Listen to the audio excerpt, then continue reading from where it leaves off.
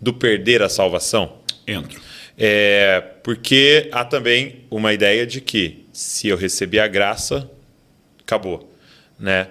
Mas como é que você trabalha essa temática? O que você leu e se aprofundou nesse tempo aí? Se a gente entender o processo e que a ação da graça não é, ou a salvação, um ato único e instantâneo, porque se tem portas, se tem caminhos, se tem alvo, tem um processo. Sim. Para mim, o processo pode ser abortado. Mas eu não tenho assim um pingo de dúvida e eu discuto esse assunto com quem for, o quanto quiser, porque assim... Então, o próximo podcast vai ser debate aqui. Porque, de fato, por exemplo, o texto aqui que eu citei de Hebreus vem na continuidade do verso 26. Se continuarmos a pecar de propósito, depois de termos recebido o conhecimento da verdade, já não resta sacrifício pelo pecado. Não dá para consertar. Né? O texto está falando isso. Aí alguém fala, não, isso aí é gente que não teve uma experiência de conversão. Ele diz que pisou o Filho de Deus, profanou o sangue da aliança com o qual foi santificado. Como é que o cara foi santificado e não teve uma experiência de novo nascimento? Então, Hebreus 6, por exemplo, fala que é impossível os que uma vez foram iluminados, provaram o dom celestial, o novo nascimento, se tornaram participantes do Espírito Santo, que é a prova de nascer de novo, que sem nascer de novo não recebe o Espírito Santo, provaram a boa palavra de Deus, os poderes do mundo vindouro e caíram. É impossível renová-los para arrependimento. Então, acrescente as 5 coisas, o arrependimento que houve. Não consigo olhar para isso tudo, né, e não crer dessa forma. Agora, eu não tenho problema com as igrejas, porque eu falo sobre certeza e salvação. A gente não prega incerteza. Isso é algo que tem que ser entendido. O livro de Hebreus também fala, no mesmo capítulo 6, de uma âncora da alma. Depois de falar de gente que se perdeu, ele fala de gente que pode estar bem ancorada. Mas ele chama isso a uma responsabilidade de correspondência. Agora, eu não tenho problema com os crentes que pregam uma vez salvo, salvo para sempre, com quanto que eles estão ensinando compromisso e uma vida de santidade. Entendi. Agora, quando isso vira uma desculpa para você justificar o pecado e o não aperfeiçoamento, para mim nós temos uma armadilha perigosa. Entendi. Então, porque eu vejo alguns ministrando e dizendo como se não há santidade, não houve salvação, né? Porque o texto que você citou de Tito, né? E o texto de Romanos 8 é muito claro, né? Não há nenhuma condenação para aqueles que estão em Cristo Jesus, né? Ou seja, salvação no sentido de perdão dos pecados ali, né? Regeneração. Só que é invisível isso, né? Eu falo, tenho fé, creio, é invisível. É invisível. E aí no verso 2, então ele fala, mas Paulo, como é que eu sei que não há condenação para mim, né? Porque a lei da vida, da graça, agora te livrou da lei do pecado e da morte. Então é evidência, né? Então santidade e salvação é os dois lados de uma mesma moeda, né? São, mas nós precisamos entender que de vez em quando alguém fala assim, não, se não teve santificação, não teve salvação, para mim é conflitante. É muito forte. Por quê? A pessoa pode ter passado pela porta, sim, sem ter entendido como crescer e se desenvolver no caminho. Uhum. Então, a minha preocupação não é julgar quem passou pela porta no caminho, se ele teve, se não teve, se ele perde, se não perde. É ajudá-lo a seguir crescendo até alcançar o alvo. Então, assim, eu acredito que uma pessoa pode ter uma experiência inicial. Então, por exemplo, a Bíblia fala que Simão Mágico, lá em Atos 8, Samaria, abraçou a fé. Mas daqui a pouco... ele quer comprar. Daqui a pouco ele está agindo errado, porque ainda é imaturo, é carnal, ele precisa. Né? Agora, quando Pedro confronta ele, Pedro não está tratando do assunto como se o camarada simplesmente, não, você não tem nenhuma evidência de salvação, que você está em pecado. Eu, particularmente, até gosto da linguagem que o apóstolo Pedro usa com ele, ele diz assim, arrependa-se desse mal.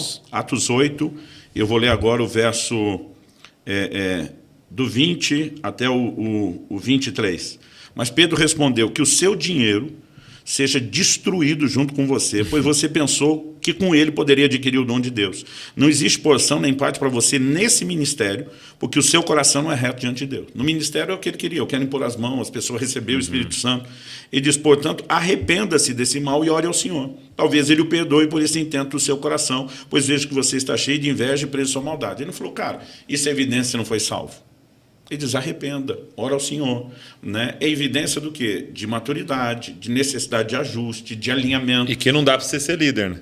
Exatamente, porque enquanto não cresceu... Não dá para você ser membro, não dá para você ser membro. Exatamente.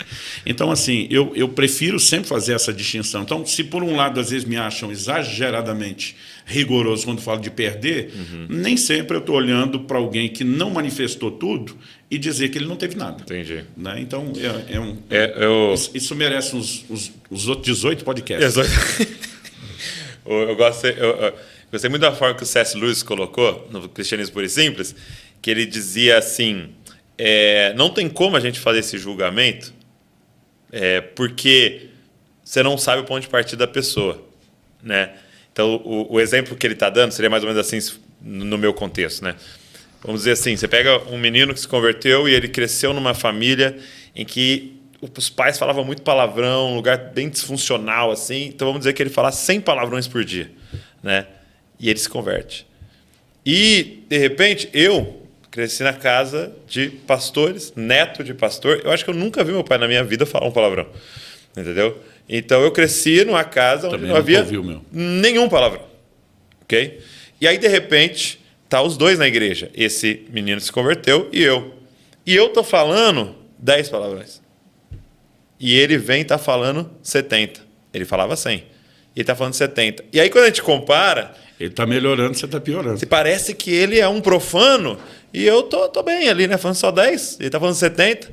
Mas a gente não sabe os pontos de partida. E aí o C.S. Lewis coloca que a gente não sabe nem o ponto de partida hormonal da pessoa. E aquilo que é uma grande tentação para você, para mim não é, que é uma facilidade para mim, até tem muito a ver com a minha personalidade e tal. Então é interessante isso, porque é um processo, né? É um caminhar, então, né? Eu prefiro, em vez de tentar avaliar cada caso e tentar julgar o que é como, por exemplo, pecado gera consequência. Então, uma pessoa que tem pecado e não se arrepende, ela pode colher consequências. Sim. Agora, você não pode pegar qualquer um que está enfrentando problema e dizer que é consequência de pecado.